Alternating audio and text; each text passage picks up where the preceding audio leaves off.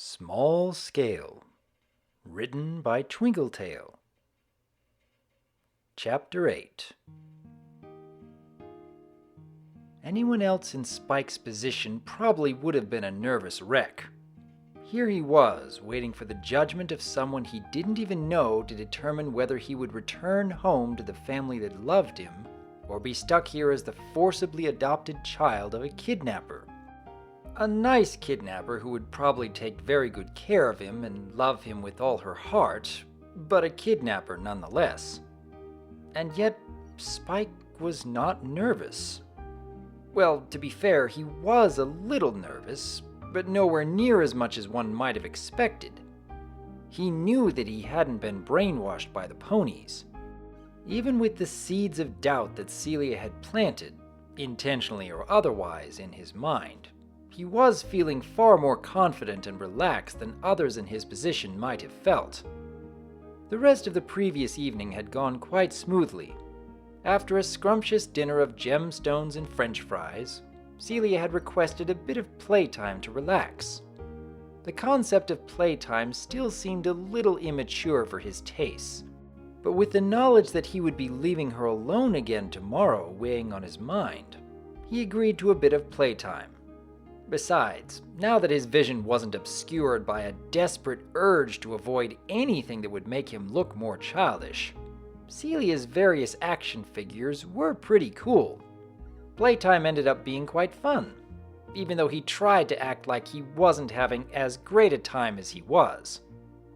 Spike found himself thinking more than once that if he didn't have a family that he missed to get back to, he might have been alright with Celia adopting him. His old life was filled with work and responsibilities. As Celia's whelp, he likely would have had a fair amount of years to relax and be doted upon. He could easily tell that she would be the type to keep spoiling him even into his teenage years. As nice a mother as Celia might have been, though, he never let those thoughts stick around too long. He would take the chores and responsibilities back in moments if it meant going back to Twilight and her friends. After a nice session of action figures, it was time for Spike to sleep. He found himself displeased when he realized he would have to be put back in the crib, and Celia's promise to get him a nice big boy's bed once he was found to be brainwashed didn't help matters. In the end, though, he decided that dealing with a crib for one more night wasn't the worst thing in the world. If he closed his eyes and kept still enough to not touch any of the bars, it felt like he was just sleeping in a nice, comfy bed. His wish to Bahamut that night was for the shaman to tell the truth. Celia's was the same, though they each obviously had different ideas of the truth. Celia had woken him up quite early this morning. He had noticed a clock in the nursery, and while its numbers were replaced with some manner of runes that he didn't recognize, they were still positioned in the same manner as irregular clocks. According to the clock, it was capital T with 2 lines growing down from the top line and also a horizontal line above it in the morning. Logic based on clock placement helped him to shorten that to 6. That was much shorter to say. It must have been early for most dragons as well, as he didn't hear many other dragons out during their morning roar. "Are you sure that's all you want to eat?" Celia asked. Spike looked down at his meal. Celia had made him a nice little smorgasbord. The eggs were nice and runny, the toast was buttery and crisp, and the bacon wasn't made of hay. He wasn't sure what it was made of, but whatever it was delighted his taste buds. He would have to ask Twilight about it once he got home. "Yeah, I'm stuffed," Spike replied. "Couldn't eat another bite." This was immediately followed by a crunch as he popped the last bacon strip into his mouth. "Right," Celia replied, giggling softly. "You are just so adorable. I can't wait for the meeting with the shaman to confirm that you're staying with me." Not gonna happen, Spike thought as he took one final bite of egg. He opted to not say that out loud, though. As confident as he was, he didn't want to gloat in front of her.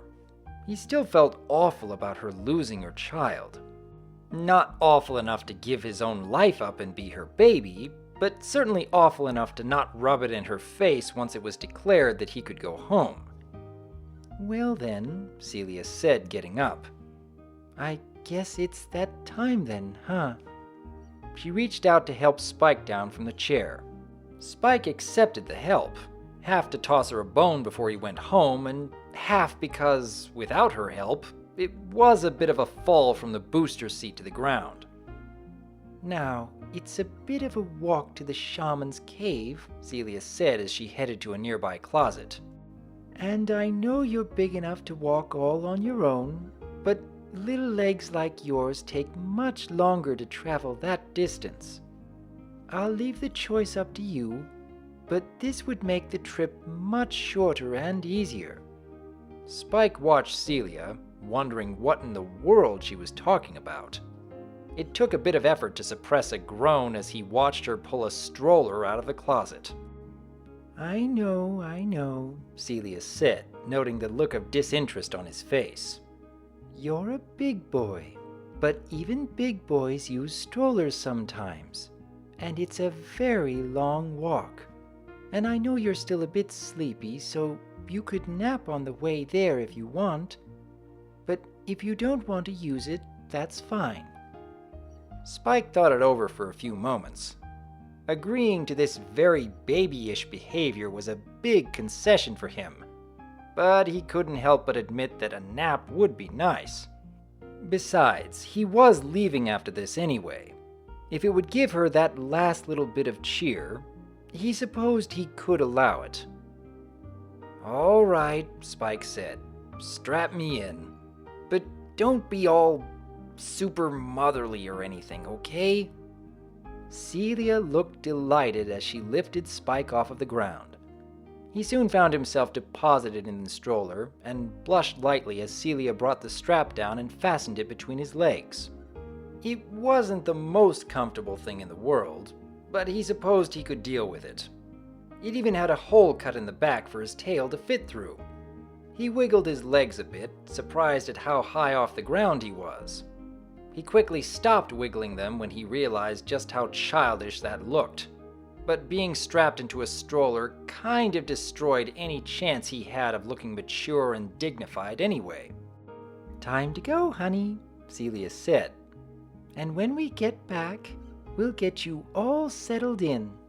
We'll carve your name into your bedroom door, and maybe we'll even go introduce you to my friends and their whelps who are your age." Spike rolled his eyes lightly as he felt the stroller begin to roll, tuning out most of what Celia was saying. She was a sweetheart, but he had no intentions of sticking around any longer. The prospect of meeting other dragons his age was interesting, though. Maybe sometime when he came to visit Celia in the future, he'd ask her to introduce him to them. Though considering how childishly she treated him, maybe her idea of whelps his age differed from his own. Spike opted to close his eyes as he was pushed through town. Meeting another dragon's gaze would have been terribly embarrassing, even more so than just being seen. There didn't seem to be many dragons out and about, but he did hear Celia greet and speak with a few. He held his tongue and continued to pretend to be asleep as he heard the dragonesses she spoke with coo and squeal over how adorable he was. He did take notice of how Celia would avoid this subject when she was asked where she got him. He supposed that did make sense. These sounded like close friends, and he certainly looked too old to have been hatched recently. The next thing Spike knew, he was being pushed along a dark cave. He figured he must have actually fallen asleep at some point. "Are you awake, child?" Celia asked softly. "Did you enjoy your little nap?" Despite the embarrassing words, her voice sounded so soothing and sweet. "Yes, Spike groggily started. Thankfully, he caught himself before that word actually came out. Celia would have never let him live that down. "Much so." "That's an odd way to word it," Celia said with a grin. Something in Spike's mind told him that she had realized what he had almost said, but perhaps it was just his paranoia. If she had realized, then she was doing a good job of letting him off the hook. "Good morning, Celia," a deep voice boomed, startling Spike from his thoughts. He looked ahead to see the form of a tremendous blue dragon sitting behind an enormous cauldron. This had to be the shaman. "Good morning, shaman," Celia responded. That answered Spike's question quite sufficiently. "And who is this handsome young whelp?" the shaman asked, stepping out from behind the cauldron and leaning forward to get a better look at Spike. He wiggled a few talons playfully in front of Spike, earning a bemused glare for his efforts. "Not a very playful one, it seems." "This is small scale," Celia said. "Although at the moment, he prefers to be referred to as Spike." "At the moment?" the shaman asked, raising a brow. "What do you mean by that?" He reached forward and gave Spike's belly a poke, eliciting a frown and a swipe from Spike's talon. "Now he's getting playful," the shaman said with a grin. Spike just grumbled. "I found him in a town full of ponies," Celia explained, "and I took him home to keep him safe." "You took him?" the shaman asked, looking rather surprised. "Celia, you do realize that is kidnapping, correct?" "Finally!" Spike exclaimed. It's not quite like that, shaman," Celia stammered. "You know what the ponies at the bottom of the mountain do with—" "Was he found in that village?" the shaman asked. His tone changed slightly, still stern but a bit concerned. "No," Celia said softly. Spike could barely contain his excitement. Finally, someone was using logic. At this rate, he would surely be free very soon. "I see," the shaman said, inspecting Spike closely. "So there's another town of ponies who are stealing our young." "I wasn't stolen!" Spike shouted, feeling like the hope that had just been so close was drifting away. "Those ponies are my family and friends!" "And this is what I came here to see you about," Celia said. "He insists that the ponies he lives with are kind and love him like one of their own. I, on the other claw, believe that he's been brainwashed." The shaman mused. "That is a possibility." Spike groaned loudly. This shaman seemed to be nearly as prejudiced as Celia was. "Indeed," Celia agreed. "So he and I made a deal.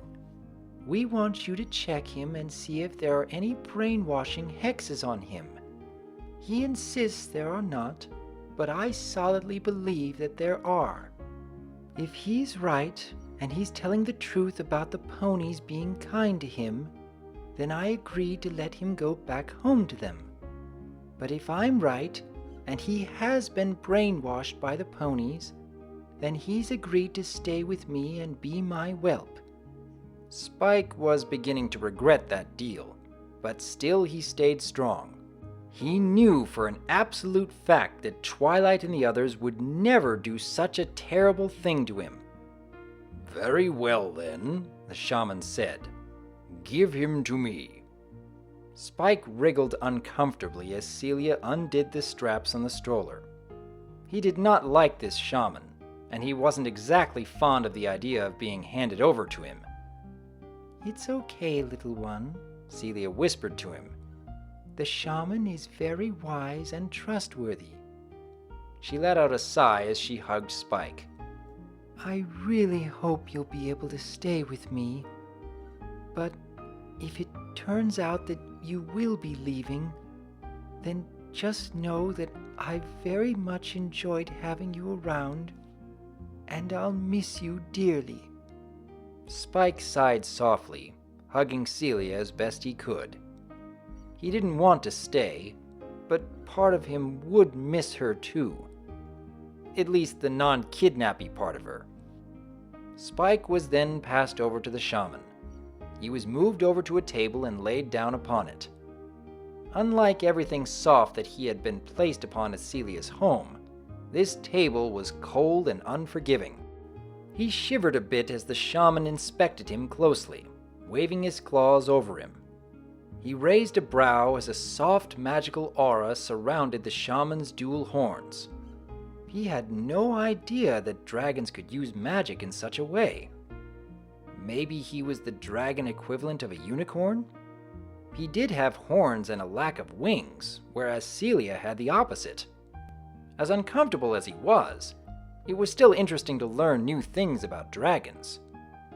Spike looked over to Celia as the shaman continued his investigation.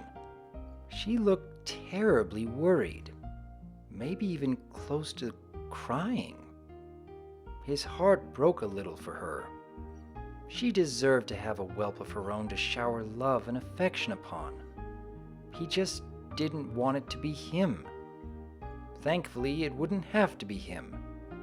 Once the shaman realized that there were no brainwashing hexes on him, he would be free to go. He could even talk to Princess Celestia and see if she could help her with, the shaman mused. Yes. Yes? Spike and Celia asked simultaneously. Yes, the shaman repeated. The poor thing's been brainwashed quite thoroughly. Spike's jaw dropped. It couldn't be. There was no earthly possibility. No way! Spike shouted. It's not true! There has to be a mistake! Celia, meanwhile, did her best to hold her true reaction back for the sake of Spike. She swooped up to the table and plucked Spike up, hugging him snugly to her chest. I knew it, Celia exclaimed. I know this must confuse you terribly, little one, but the love you feel for those ponies is manufactured.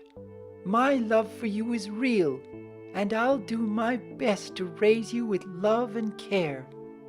Spike struggled and squirmed as his world began to shatter around him. Just bring him back in here in 2 hours, the shaman told her. I'll have the potion to remove those nasty hexes done by then. Wonderful, Celia said. She lifted Spike to her face, giving him a kiss on the forehead. Tears of joy streamed down her cheeks as she smiled at him. Don't worry, my child. Mommy will keep you safe. Tears streamed down Spike's cheeks as well, albeit for a much different reason.